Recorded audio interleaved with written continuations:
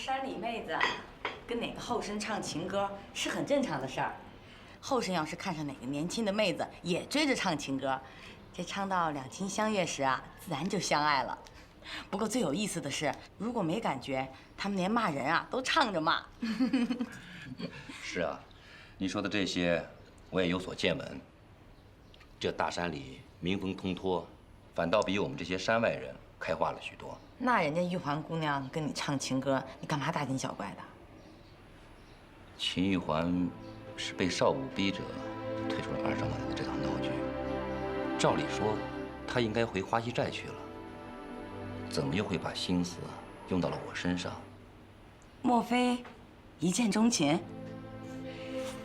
要是玉环姑娘真是对你有意思，我倒是觉得是件挺好的事儿。你想啊，你跟少武的关系，玉环跟少武的关系，连古今上不都说了吗？窈窕淑女，君子好逑。再说了，这样的事情啊，男人应该主动些才好。哎，宋妍，你要是不好意思，我就让少武去跟玉环提一提，怎么样？不，我不会接受的。你还有什么顾虑吗？对，不管你怎么想，我都担心他是别有用心。别有用心？我说不清楚，但肯定是因为你，或许是想利用我。双儿，我要你答应我，这件事情你不但不要去跟少武说，即便是少武想主动撮合我们俩，你也应该反对。宋妍，你是不是把一个山里妹子想得太复杂了？我同这宋先生从来就没打过交道，也不知道人家有什么想法。他怎么想，大姐不用担心。我家环儿啊，在这上清江，若是看上了哪个后生娃，一首情歌唱过去，那个后生娃呀，怕是想跑都跑不掉哦。再说了，这有什么难办的？大姐让少武出面牵线搭媒，您是他亲娘，你的话他得听。这少武毕竟是负了环儿一场。唉，这环儿吧，百里挑一，我想少武巴不得为那宋先生做这桩美事儿呢。那我就试试。这就好。虽说大姐同我是姊妹伙的，可这事真要是撮合成了，我还是要重谢的。还有五妹你也当谢。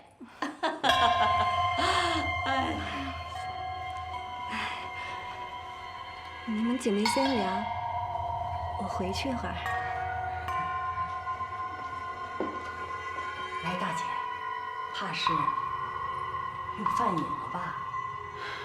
老爷子在世的时候，天天陪着老爷子抽，全不把老爷子痨病当回事儿。哼，抽死抽活，活该他生不出个儿子。是。也许复杂的人是我，不是他。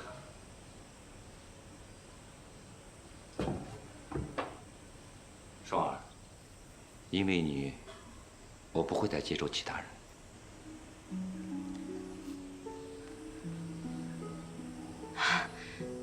宋先生，你这是说笑呢吧？双儿，希望我的这番表白不要成为你的负担。你是你，我是我，人心各异，无需去强求别人。我也不想自己骗自己，这就是我的想法。其实就像现在这样，我能陪着你跟少武，挺好。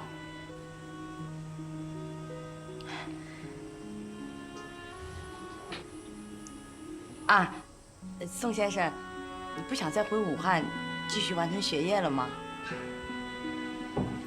少武不去了，我一个人回去就会有很多的不方便。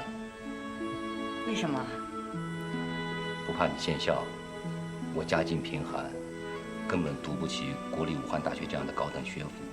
这几年能够坚持下来，全是少武在帮我。我觉得宋先生博学多才，如果不继续完成学业，其实挺可惜的。学费问题你不用担心。好了啊，你别再劝我了。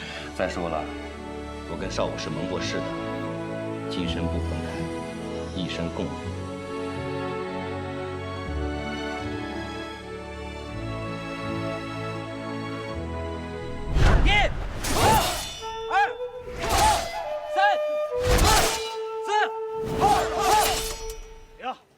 把刀给我。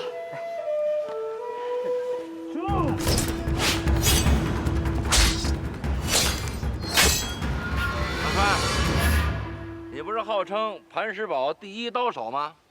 那你知不知道这套刀法的来历啊？少爷，我大栓刀快脑子笨，你还真把我给问着了。把弟兄们都叫过来。来，都过来，听少堡主训话。快点，快点，快！今天，本堡主让你们长点见识。我们磐石堡的先祖，自古在大山峻岭当中靠渔猎为生。渔猎让我们族人生存，也让我们族人强悍。传说楚庄王西征八国，我们的祖先们为了保卫家园，把大山里所有猛兽搏斗的招式融为一体，创出了这套刀法。并靠着这套刀法5次打败了楚国的进攻，使我们磐石堡强悍之风响彻华夏大地。少爷，你这气概啊，一看就是我们磐石堡子孙。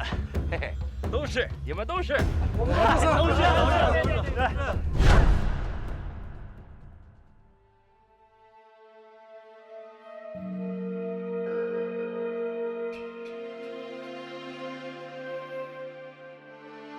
玉环，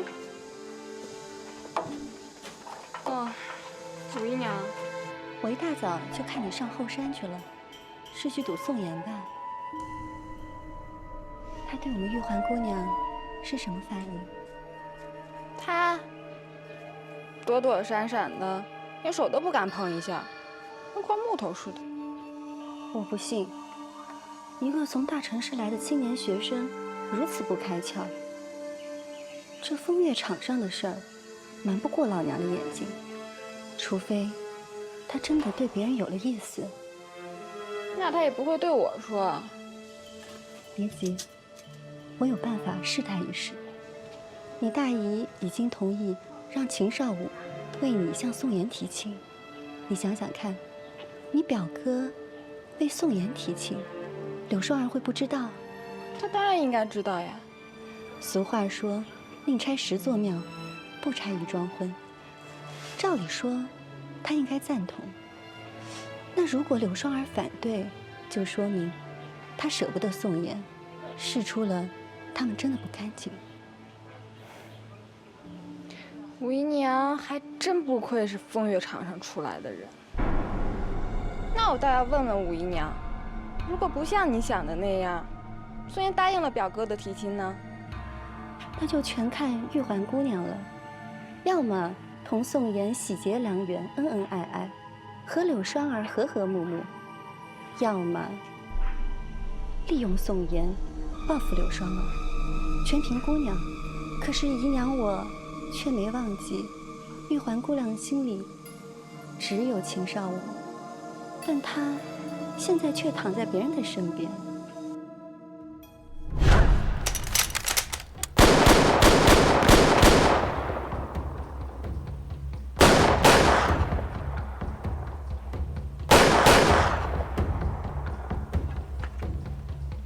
等等，弟兄们，知道这是什么枪吗？这叫79步枪，德国人造的，弹夹容量5发子弹，口径7.91，射程400米。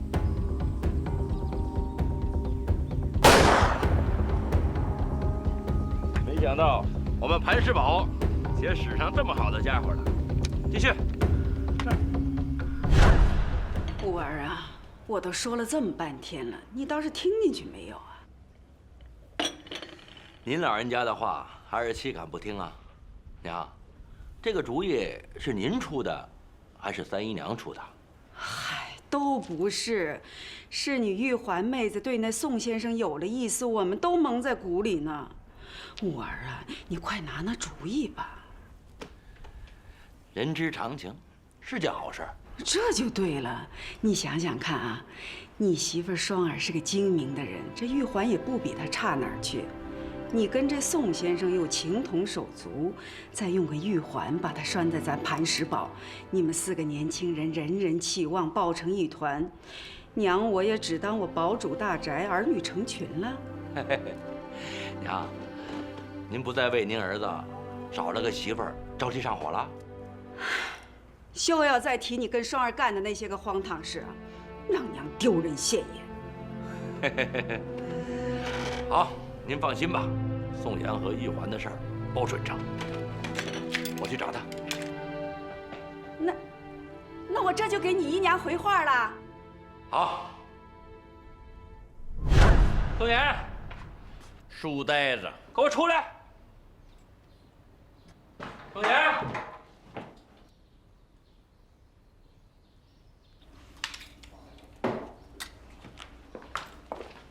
哟，少武，可算是回来。找宋先生呢？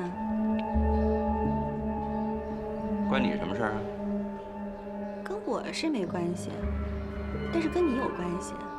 到这儿找他多此一举，不如回你自己房间找去，一找一个准。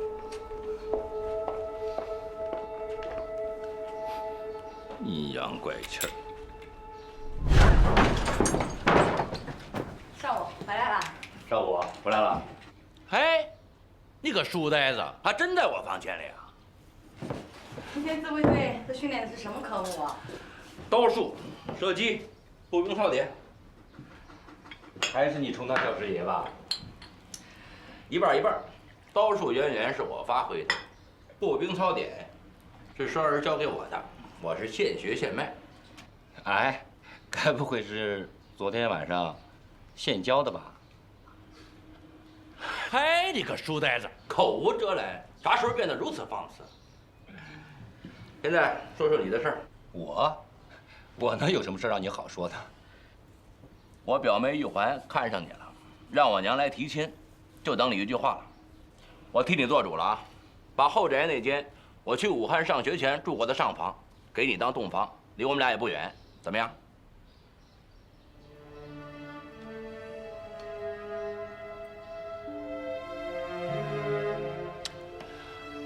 怎么都蔫了？你倒说句话呀！少武，这件事我不想考虑。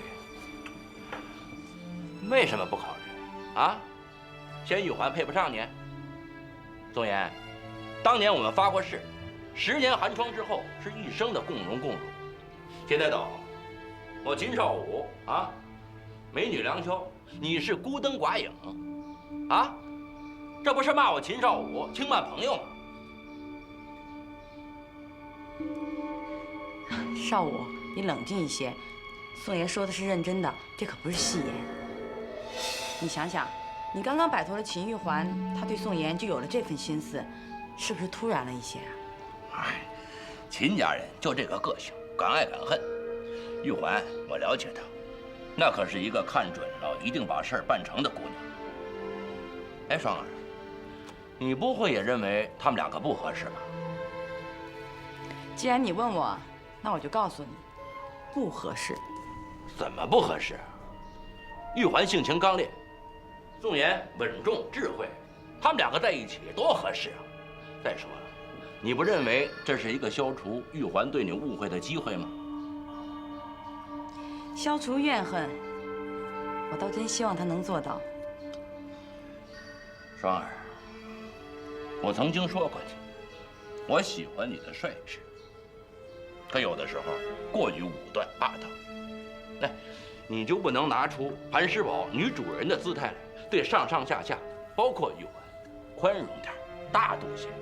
少武，扯远了，这是我的事儿，我说过不考虑。你的事儿。我觉得你们俩好像商量过这件事，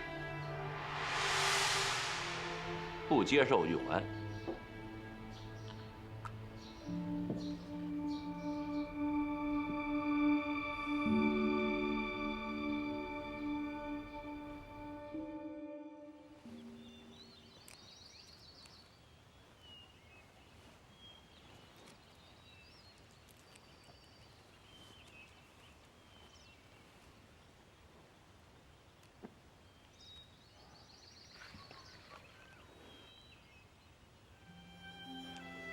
宋先生早。秦小姐，秦小姐，宋先生怎么不叫我玉环了？我可不习惯别人叫我什么小姐的。再说了，宋先生是表哥的好朋友，应该叫我玉环妹妹才是。玉环妹妹，你有事吗？我们的事儿，表哥都对你说了吗？说了。感谢你们这个大家庭对宋某的抬举，这件事情我没有答应。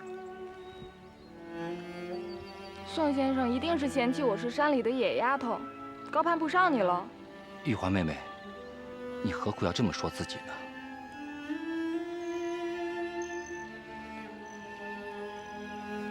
宋先生，你知道吗？我是因为你，才赖在堡主大宅不走的。玉环妹妹，你把话扯偏了，也把事情做偏了。我是你表哥的好朋友，这件事情我不能接受。听宋先生的意思，是因为我曾经和表哥定过亲，因为拜堂的闹剧落上了秦少武二少奶奶的名声，是泼出去的水了。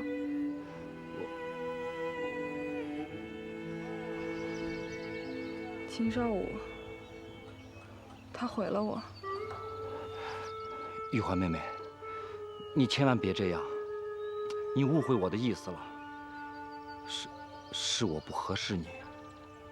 你是个好姑娘，应该有更好的生活。宋先生，我们山里人说话敞亮，不像你们城里人夜夜藏藏。你不是这个意思吧？玉环妹妹，你这是什么意思？心虚了是吗？宋先生可真可怜，你只能同柳双儿偷偷摸摸的在房间里唠叨那些破事，打发空虚。或许还干了什么见不得人的事儿。可是表面上却还装着朋友义气，欺骗我表哥。你完全不可理喻，你无权评论我们。你走吧。我走，走的应该是你和柳双儿吧？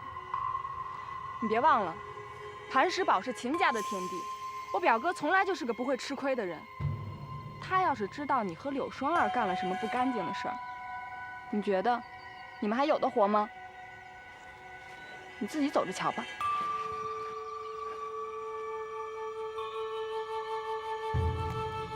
你尽管去把我的话告诉柳双儿。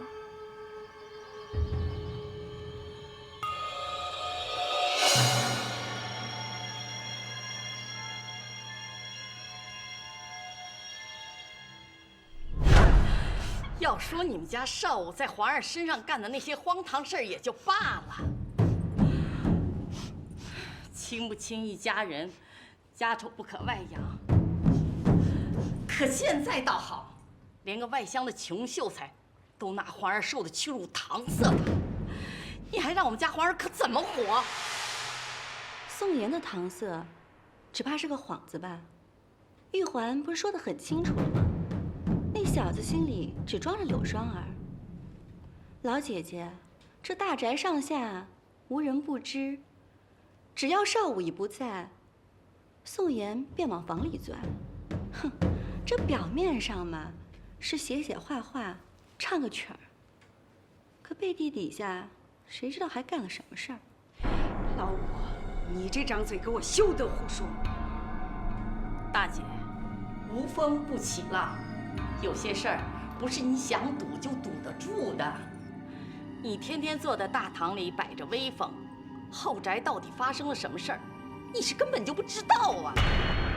哎，看起来都是些读书人，可这三纲五常的都读到哪里去了？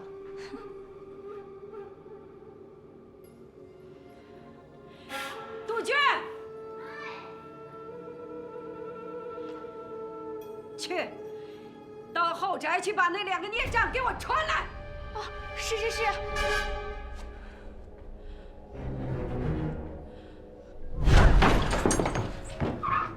干什么呀，毛手毛脚的？堡主，老夫人传你过去。没看我正要去自卫队吗？哎，不行，你杜鹃，怎么了？有话慢慢说。老夫人发了好大的火，骂堡主跟少奶奶是孽障，说要一块儿传过去。我们知道了，先去吧。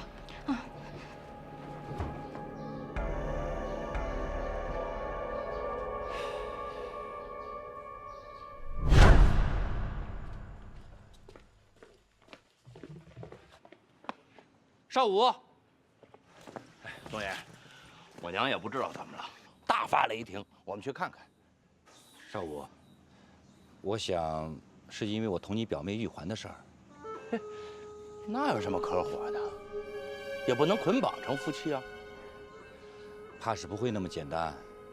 他跟我说了一些话，还捎着了双儿。他又耍小性子了？别搭理他，我先看我娘去，她身子骨差，着不了急啊。走。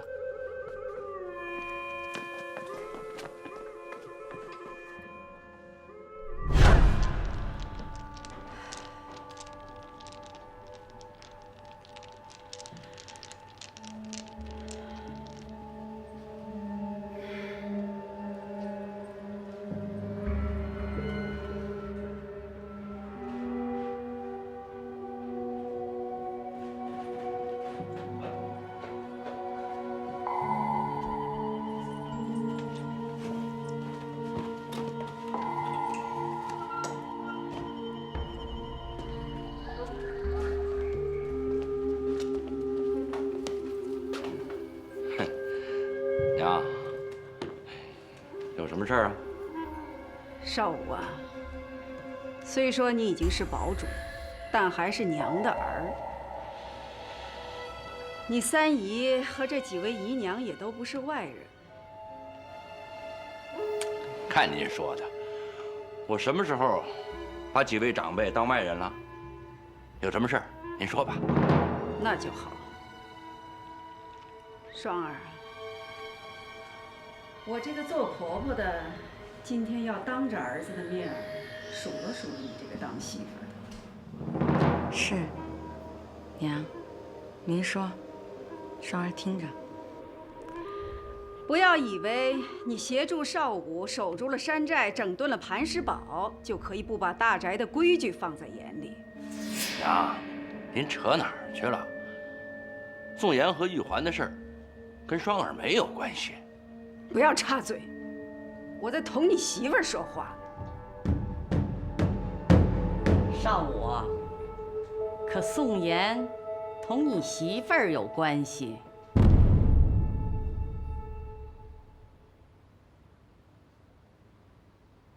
你再说一遍。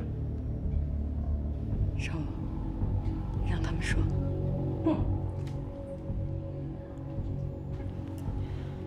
双儿啊，无风不起浪。少武整天在外面忙进忙出的，你终日跟那个宋妍厮守在后宅，写写画画唱曲儿，可有这样的事儿？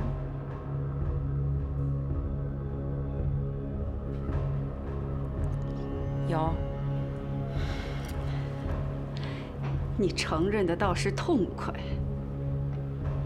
可是双儿啊，就说我这个做婆婆的不相信你们之间有什么龌龊事儿，可这大宅的上上下下、磐石堡的里里外外都长着嘴呢。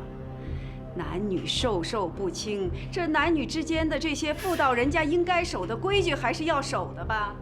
娘，宋妍是我最好的朋友，又是大宅的客人，你们怎么能这么说他呢？这种事儿发生在好朋友身上才让人难以容忍呢。这主人不在，这好朋友都做了些什么呀？如此不检点。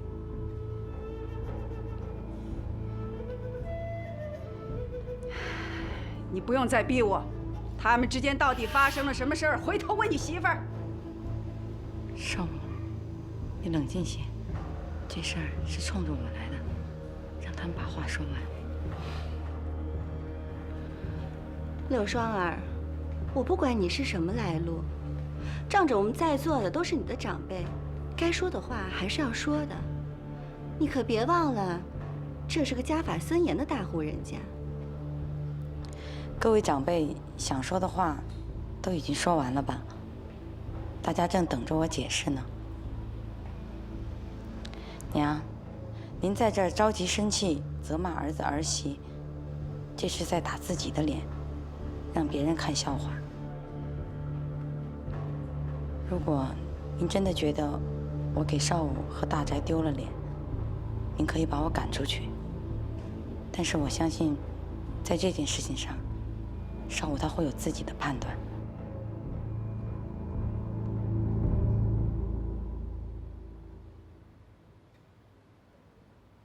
三姨，您的女儿多次来找我麻烦，我对她的一贯宽容，也就是对您这位长辈的尊敬。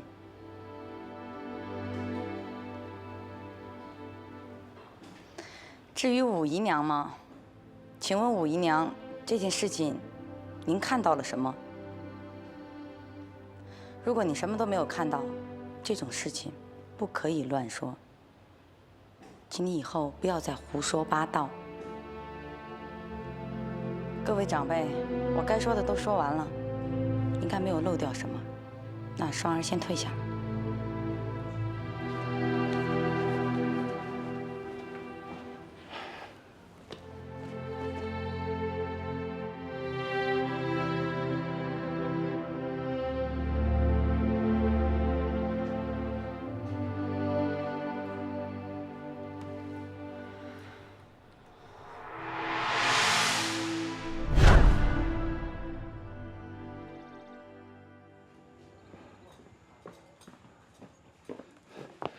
少武，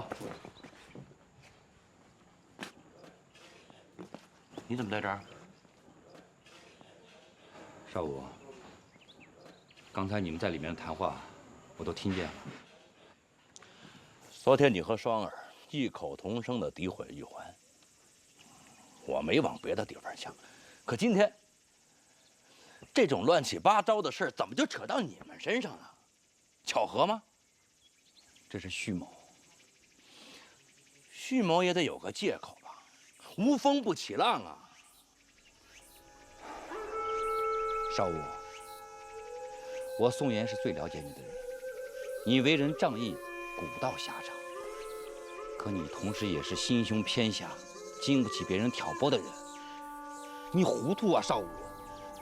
你真的认为我跟双儿会背着你，像他们说的那样吗？我不糊涂，我也没往那儿想。我就是寒心。你寒心什么？寒心为什么这种事情会发生在我最好的朋友身上？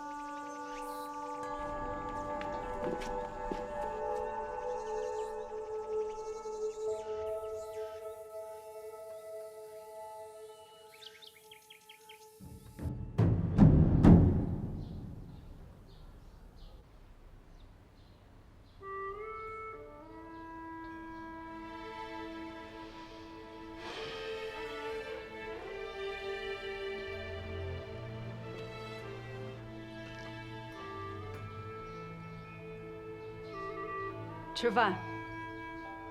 娘，等等宋妍。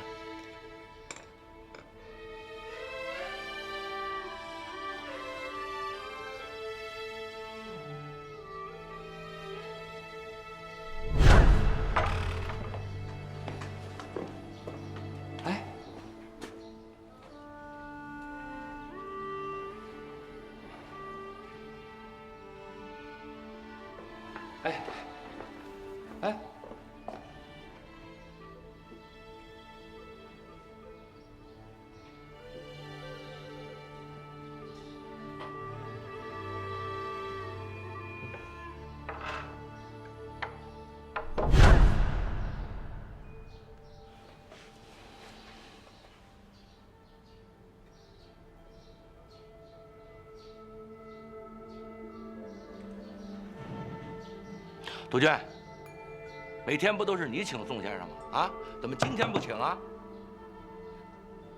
是我不让请的，哪个丫头撒什么气？娘，为什么不请宋先生来吃饭？那还不你闭嘴！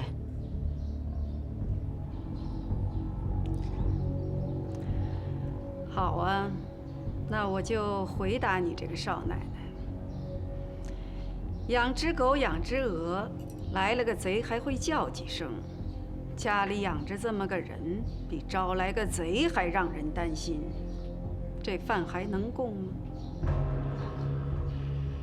娘，你还讲不讲理了？我是在同堡主大宅的少奶奶讲道理，看看这个宅子里到底谁说了算。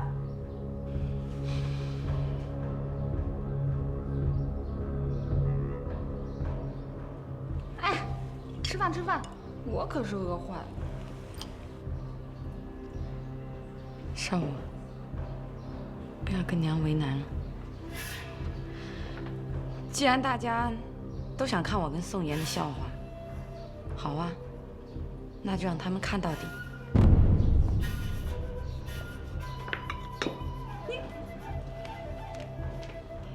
你竟敢亲自给他送饭，真不要脸！表哥还在这儿。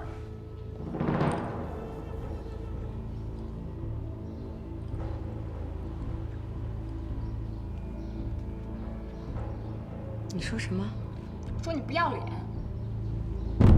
皇儿，娘，皇儿，娘，皇儿。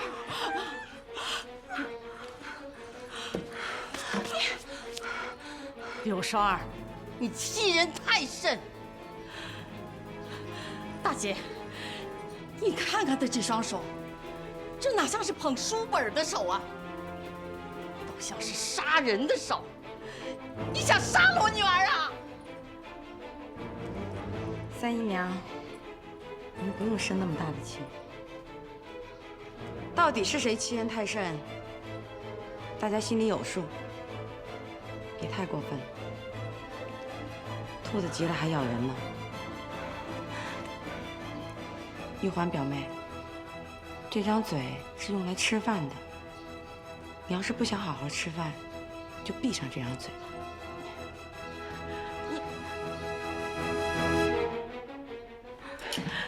你要走就赶紧走吧，别在这儿惹大姐生气了啊！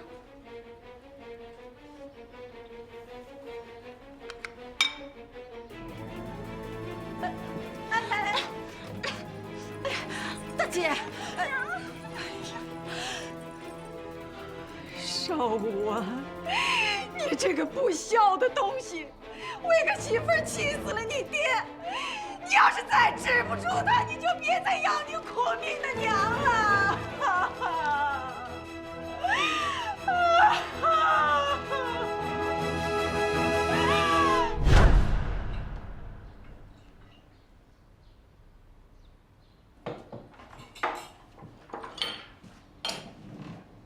这饭总比红米饭、南瓜汤强吧？来吃吧。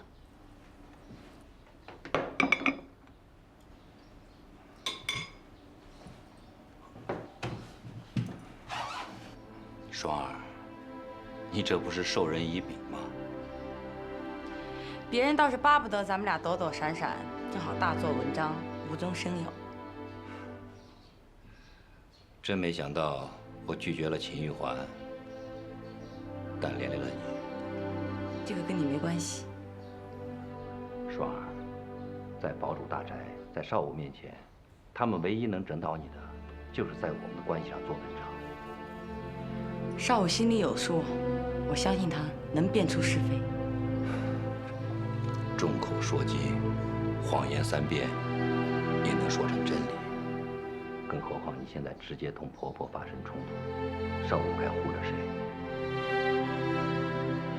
我想，这件事情我能跟少武解释清楚的。不会了。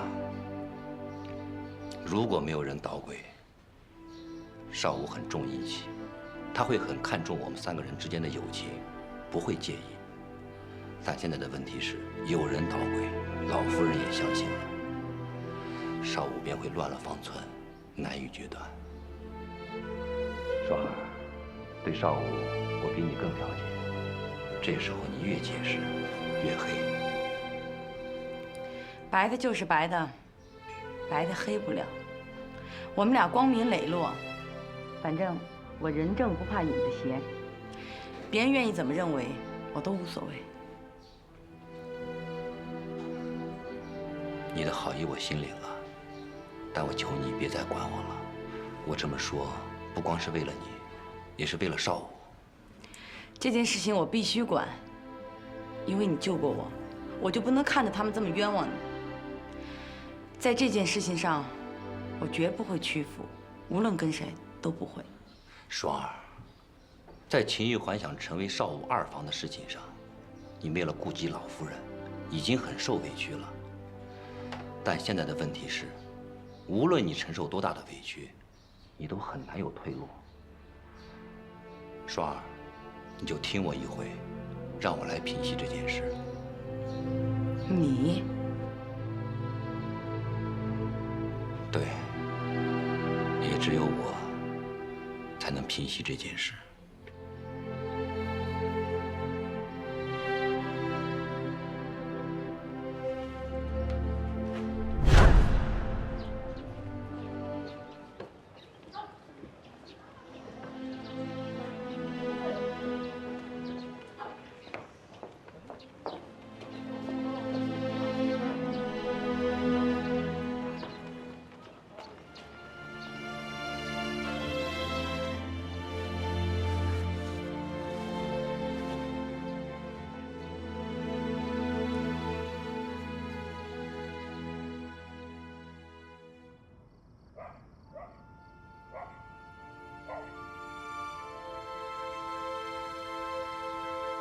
宋某一贫如洗，身无分文，而寄人篱下。今日没能以当调长山换得一席酒宴，饮宴如饮血，全当是歃血畅言，不会有半句虚伪。宋爷，你怎么了你？来，干了这杯，我有话说。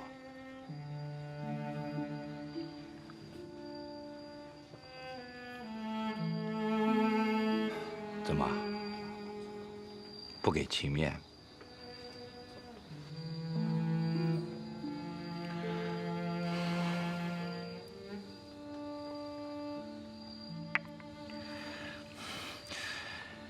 有什么事儿，直说。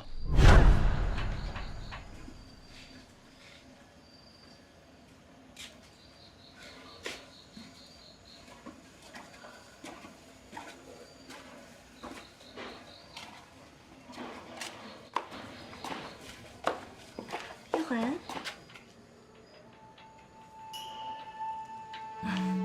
老娘算是服你了，在后花园喝闷酒呢，喝不好，两个人当着柳双儿的面会打起来。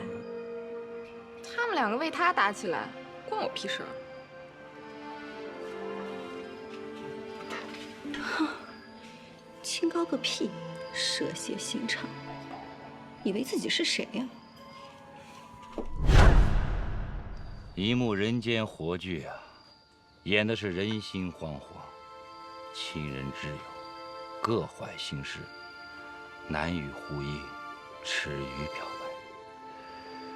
这到头来，就好像穿了一双夹脚的鞋，其中滋味，只有自己的脚趾头知道啊。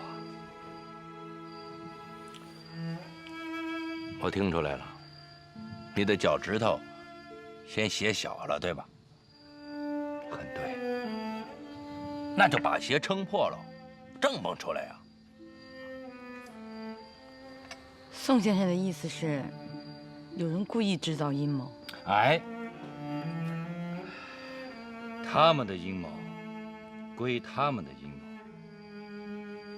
今日少武能够帮我把这双夹脚的鞋给挤破了，让我少些痛苦，岂不快哉？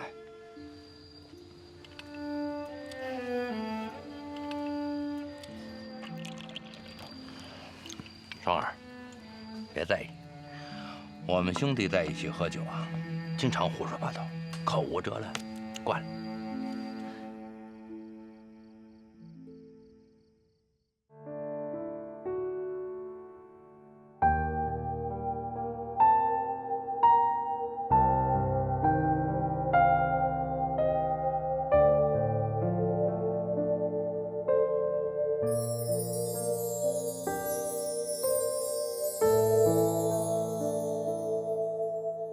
暮雪还是惊雷，梅花不怕风吹，熬过冰雪的疲惫，等待春暖的珍贵。前方挡住了谁？目光没有后退，战火走出的姐妹，越过生命的堡垒。狼烟中的玫瑰，穿过迷雾不能后退，经过不让虚美，谁说只会流泪？信仰也有是非，只是我无法奉陪，千山遇上万水，眼中还有热爱，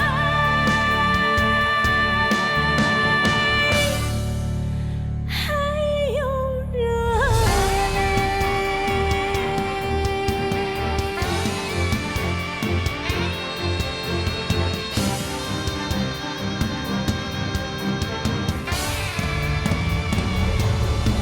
狼烟中的玫瑰，穿过迷雾不能后退，经过不让虚美，谁说只会流泪？信仰也有是非，只是我无法奉陪，千山遇上